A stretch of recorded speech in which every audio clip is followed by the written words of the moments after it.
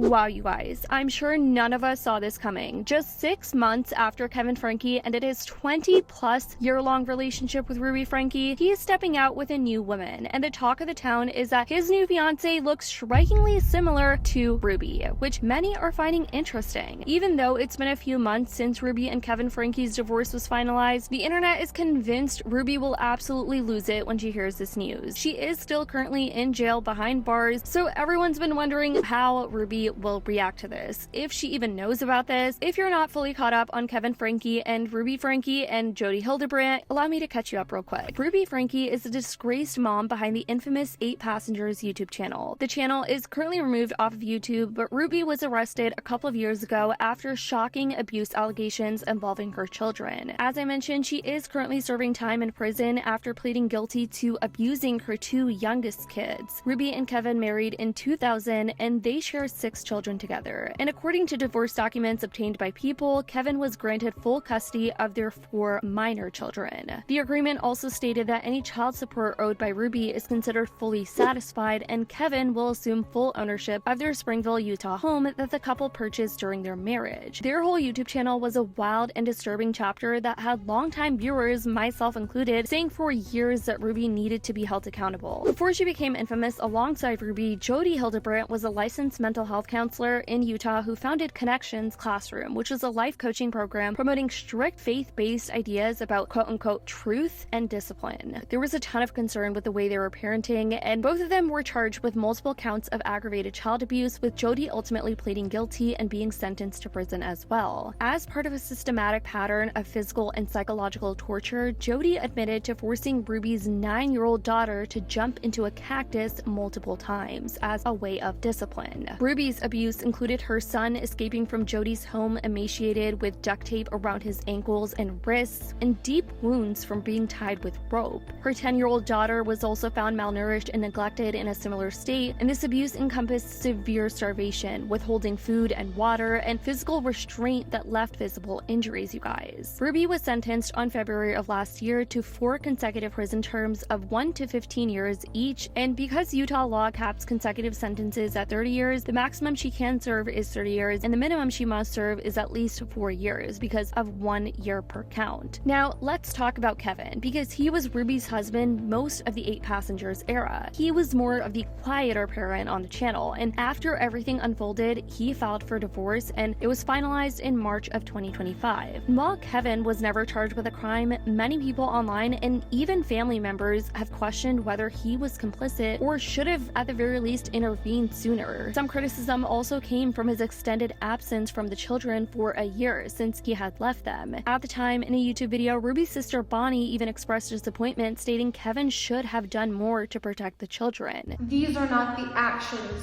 that we did. And I get people wanting to put blame somewhere. I do. They want to blame someone. There's only one person that could have helped, and he didn't. What he was doing all that time when him and Ruby were separated is beyond me. I will not let Ruby and Kevin and Connections and Jodi take one more thing away from me. Now, we haven't heard much of Kevin over these last few months, but we have some updates as of yesterday, you guys. I came across this creator's video named Julie, shout out to her, but it looks like Kevin has now officially gotten engaged to his new partner, Becca, you guys. Yes, looks like he found a new woman within a matter of months. People noticed he quietly updated his Facebook status to got engaged. He shared the engagement photos and even changed his profile picture to him and his fiance, and he also updated his bio, and he said, "Dad to 6 amazing kids, fiance to Becca, civil engineer, believer in hope, change, and redemption." Now, this creator, Julie, was able to confirm that this was actually Kevin's real Facebook account, and I went ahead and confirmed for myself as well. There are old family photos, and he even posted this photo in 2014 with him and Ruby that confirms this is his verified account. Now, you might be wondering how the internet is reacting to this. Well, we all know people have their opinions about Kevin in general, but some people feel feel this whole situation happened too soon, but given that they come from a Mormon background, some are not so surprised. But others are still like, Kevin and Ruby were together for over 2 decades, 20 years, you guys. So they're saying moving on in a few months has left them shocked. All the comments by, she looks just like Ruby. That woman is brave. He has a type. I've never understood why he wasn't held accountable with the mother and can't believe he's innocent. I still don't understand how he dodged any consequences. Ruby is gonna rage. Kevin's engagement now makes him the 3rd Franke family member headed to the altar. For those who don't know, their oldest daughter, Sherry, announced her engagement last December, and even Ruby's son, Chad, revealed his engagement earlier this summer to his longtime girlfriend, Cam, and they're actually about to tie the knot on October 10th. Back to Kevin though, back in February of this year, while the divorce was still being finalized, Kevin spoke publicly about his feelings towards Ruby. He explained that having been with her for nearly 20 years and shared countless memories, he still loves aspects of her, but at the same time, he acknowledged that 2 truths can coexist. He can cherish the positive moments they shared while condemning her criminal actions. I'm not ashamed to say that,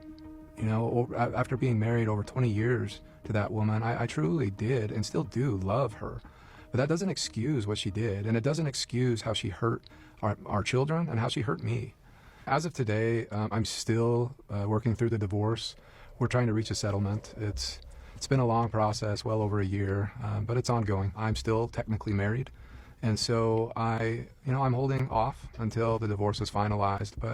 But you know, I'm grateful for some friendships that I have, and I've gotten a lot of support from some friendships that I have, and when the time's right, that's something I think that I'll look forward to pursuing. As a family, we're progressing and healing. I moved in with him like a month or 2 right after the arrest, and eventually it felt like we were roommates.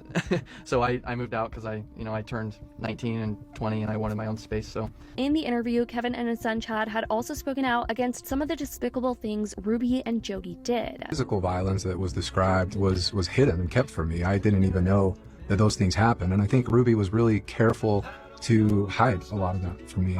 As far as the things like sleeping on a beanbag, removing Chad from sports teams and things, all of those directives came from Jody, the licensed mental health counselor. Now, here's the public sentiment surrounding Kevin's engagement announcement. Across Reddit, reactions range from surprise to a little bit of support to skepticism. You had people saying things like, I bet Ruby is kicking herself now that she can't make content out of her oldest kid's weddings. Kinda crazy that Sherry, Chad, and possibly Kevin are all getting married in the same year. Looks like a huge yearning for stability, which totally understandable. Meanwhile, Ruby is living in distortion in prison. If you know, you know. Ruby would always use this word distortion in her Connections YouTube channel, and it was honestly psychotic how she would explain disciplining in her terms. This user says, how any woman could even consider this person as a viable partner is beyond me, not to mention his focus should be on his kids, not his own love life. And I can definitely see where this comment is coming from. But I also like this point that this user brought up. They said, I agree, but I also think a happy and stable dad is beneficial for these kids, so I don't necessarily think it's a bad thing. Also, Mormons have to be married to have sex,